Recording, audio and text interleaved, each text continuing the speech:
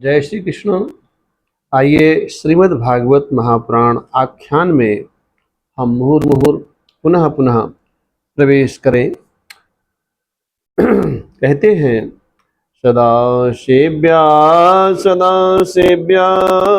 श्रीमद्भागवती कथा यस्याः श्रवणमात्रेण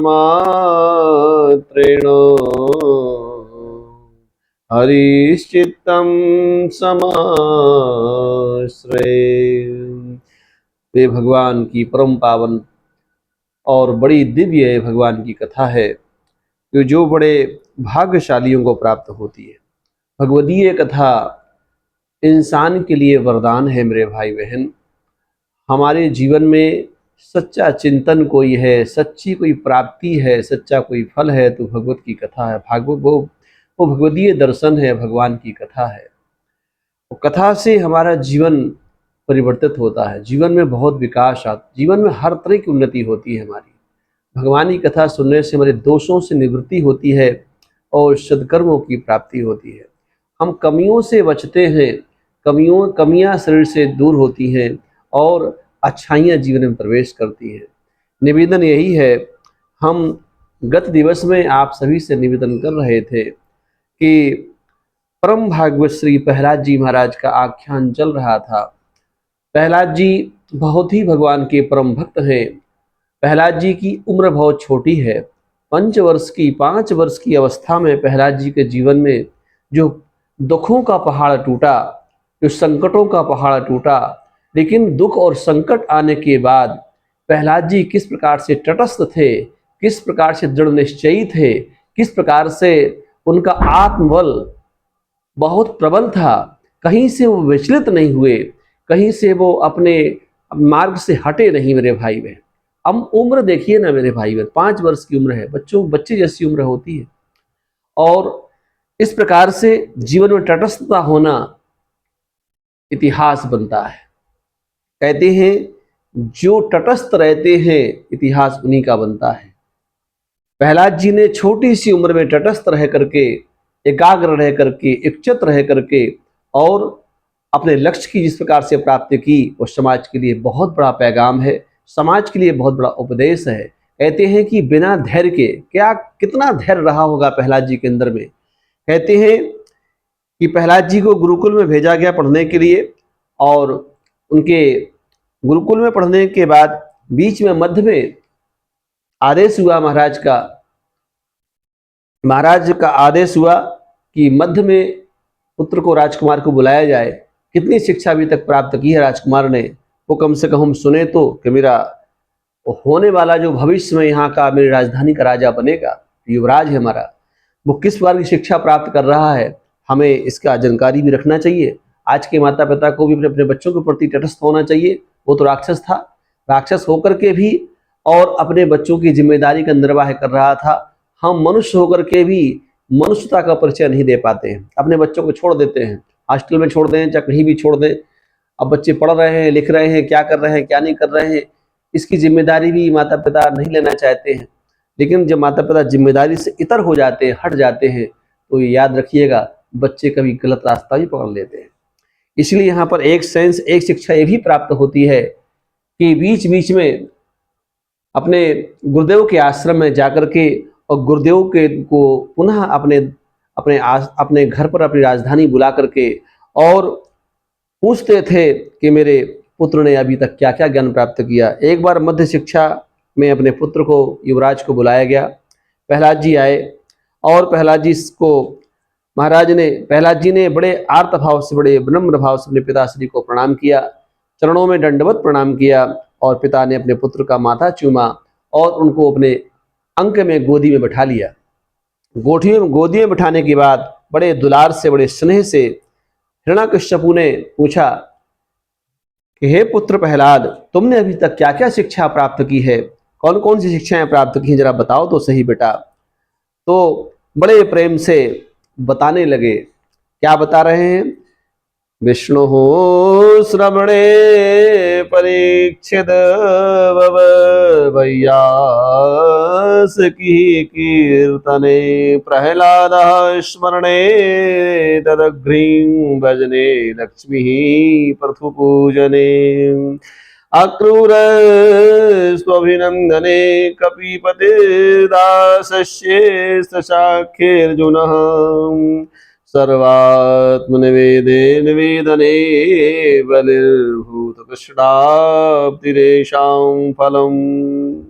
हे पिताजी, भगवान की कथा, भगवान की कथा में श्रवण सबसे उत्तम माना गया है और श्रवण के क्षेत्र में महाराज परीक्षित जैसा कोई श्रोता संसार में दूसरा नहीं है। राजा परीक्षित ने जिस प्रकार से भगवान की कथा में अपनी मति का परिचय दिया, धन्य है राजा परीक्षित जिनने भगवान की भगवतीय कथा को कितने आर्त और बड़े विनम्र भाव से और 7 दिन तक जो है बिना कुछ खाए पिए और 7 दिन तक दिन में कथा सुनते थे और रात्रि में उस कथा का बमन करके उसका चिंतन करते थे। धन्य राजा परीक्षित, श्रवण के क्षेत्र में राजा परीक्षित से श्रेष्ठ कोई श्रोता नहीं हुआ और कीर्तन के क्षेत्र में सुखदेव जी से महान कोई भक्त नहीं हुआ। और हे पिताजी, मैं स्वयं प्रहलाद भगवान की शरण सेवा करने में मेरा कोई जोड़ नहीं है भगवान। और इसके बाद में जो है चरण सेवा करने में लक्ष्मी से महान कोई नहीं है। लक्ष्मी माता लक्ष्मी जिस तरह भगवान श्री हरि की शरण सेवा करती हैं ऐसा दूसरा कोई नहीं कर सकता है। और महाराज पृथु अभिवादन करने में सबसे श्रेष्ठ हैं। कहते हैं महाराज पृथु पूजा करने में महाराज पृथु का कोई स्थान नहीं है। जिस प्रकार से पूजा राजा पृथु ने की है वो धन्य है राजा पृथु। और जिस प्रकार से महारानी अर्ची और पृथु मिलकर के भगवान की पूजा अर्चना करते हैं उनसे बड़ी कोई अर्चना और पूजा संसार में नहीं कर सकता है। पृथु का इतिहास है। उसी प्रकार है महाराज अक्रूर जो हैं, अक्रूर जी जो कृष्ण भगवान के चाचा कहे जाते थे, काका कहे जाते थे, अक्रूर जी में दासस्य भाव है और अभिवादन भाव है।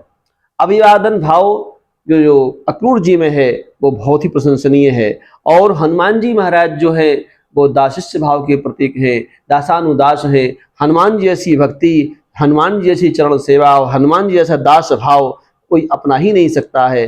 हनुमान जी कहते हैं कि मैं भगवान का प्रभु की उपस्थिति हो चाहे अनुपस्थिति हो, वो हर अवस्था में भगवान की सेवा करने में तत्पर रहते हैं। इसे दास भाव में हनुमान जी से श्रेष्ठ कोई नहीं है। और सखा भाव जो है वो अर्जुन को प्राप्त है।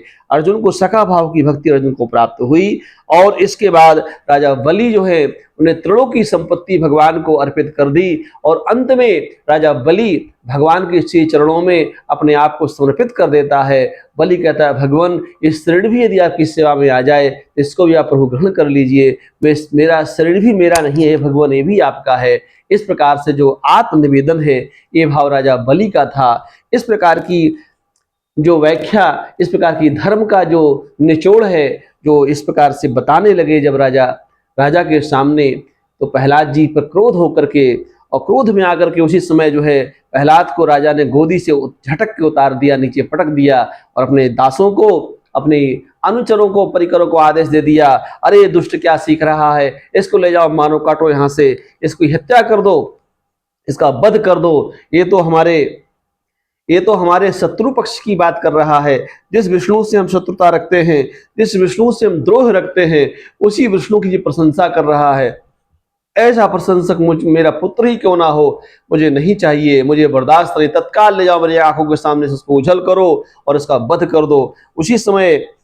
उसी समय बड़े बड़े आतताई, बड़े बड़े दुष्ट राक्षसों को आदेश मिला। उन्होंने मारना काटना चालू कर दिया। उन्होंने प्रहलाद के ऊपर बड़े तीक्ष्ण बाणों का प्रयोग किया, गदा से प्रयोग किया, तलवार से प्रयोग किया, अस्त्र शस्त्रों से प्रयोग किया, त्रिशूलों से प्रयोग किया।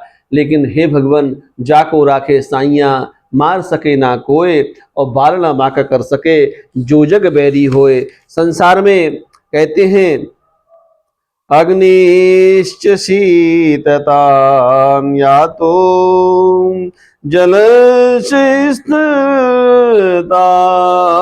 गतं शास्त्राणि पुष्पभावं च हरेर्नामानुकीर्तनं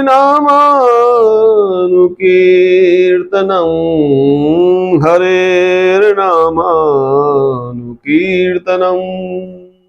इस प्रकार से भगवान की कहते हैं जो देखो अग्नि में जब जलाया गया, इनको अग्नि में जलाया गया तो अग्नि भी शीतल हो जाती है। धन्य है, अग्नि अपना स्वभाव छोड़ देती है। अग्नि का स्वभाव है दाहकता, लेकिन जब अग्नि में प्रहलाद जी को जलाया जा रहा है तो अग्नि ने अपनी दाहकता छोड़ दी, शीतलता प्रकट कर दी। उसी प्रकार जल में जब उनको डुबाया जा रहा है तो जल ने भी अपना जलत्व जो जड़त्व भाव है वह छोड़ दिया, और जल ने भी जो है बहुत इनको स्थूलता में परिवर्तित। जल भी जो है अगाध जल जहाँ था वहाँ डुबाया गया, तो उस जल में जब ये डुबाने के लिए इनको भेजा गया तो जल ने अपना जो है जो मूल रूप है जल का उसने त्याग करके स्थल बन गया, स्थल बनी पर्वत बन गया, इनकी सुरक्षा की। उसी प्रकार से शास्त्रों से और शस्त्रों से तरह तरह की चीज़ों से काटा गया, प्रताड़ना दी गई, लेकिन वो सभी शस्त्र जो थे वो भगवान की भगवदीय कृपा से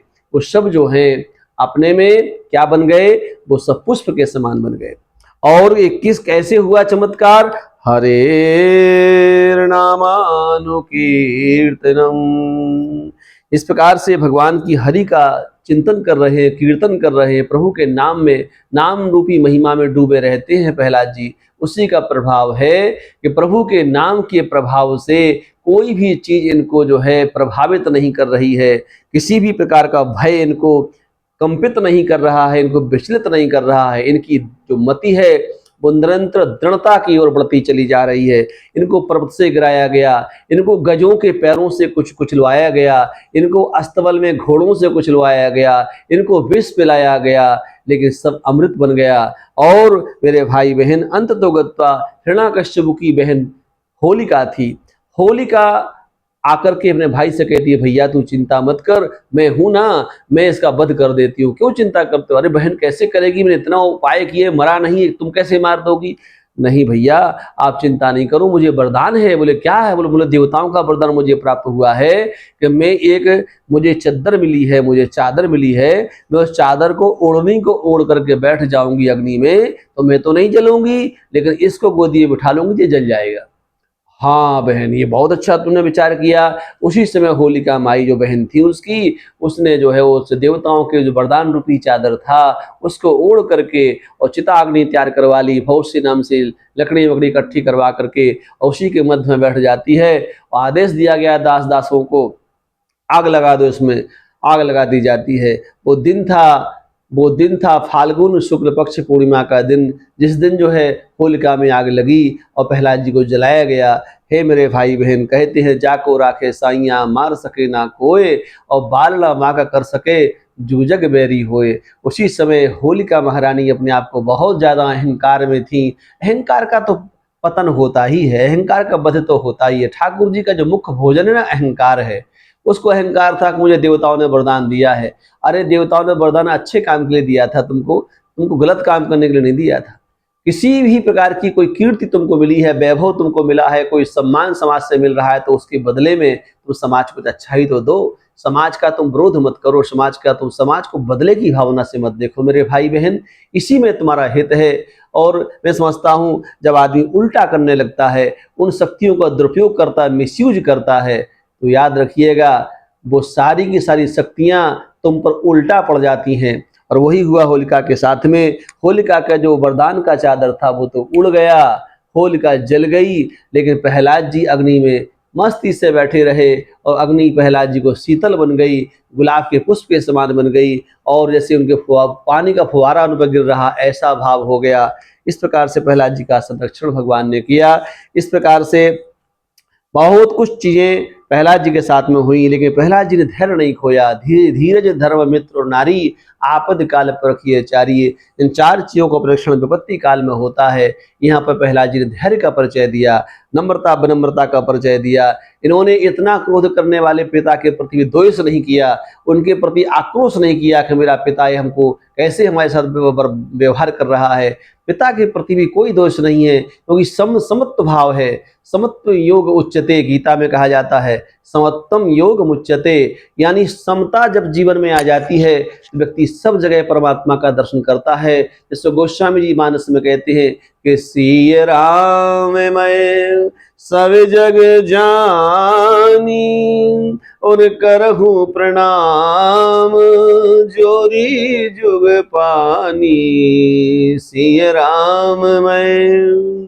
भगवान सर्वत्र हैं, परमात्मा ठाकुर जी सभी जगह है, और कहीं भी ऐसा कोई भी ऐसा कोई जगह नहीं है जहाँ परमात्मा की सत्ता ना हो। ऐसा भाव रखना चाहिए मेरे भाई बहन। इसी प्रकार से प्रहलाद जी और भगवान के प्रति तटस्थ हैं, लेकिन अंत में उसने, दुष्ट राजा ने, जो हिरण्यकश्यपु था, उसने उनको मारने का एक षड्यंत्र पुनः फिर से किया और कहा कि अब इसको मारना ही, मैं अपने हाथों से मारूंगा, अब इसको कोई नहीं मार सकता, मैं स्वयं मारूंगा। और दुष्ट ने जो है, और उसी समय तलवार, अपनी कृपाण से तलवार निकाली और जैसे पुत्र को मारने को धृत हुआ, उसी समय पुत्र ने, प्रहलाद ने कहा, हे पिताजी आप मुझे क्या मारोगे, सामने जो खम्भ दिख रहा है ना, इस खम्भे के अंदर भी तो मेरा नारायण है। अच्छा, इस खम्भे में तेरा नारायण है, आज चलो उसी का वध कर देता हूँ। उसी समय बड़े तीक्ष्ण एक मुक्का जब मारा है उसके खम्भे के अंदर में, तो खम्भा जो है वो फट जाता है और खम्भे के अंदर से भगवान प्रकट हो जाते। खम्भ फाड़ प्रकट हुए भक्तों के राम। ऐसे मेरे नरसिंह भगवान का, बोलो नरसिंह भगवान की जय। नरसिंह भगवान का प्रकट होता है, और नरसिंह भगवान प्रकट होने के बाद उन्होंने हिरण्यकश्यपु का वध कैसे किया, ये कथा हम कल सुनाएंगे। यही कथा को विराम करते हैं, और कल की कथा हम लोग बड़े स्नेह के साथ सुनेंगे। तब तक के लिए जय श्री कृष्ण, जय श्री कृष्ण।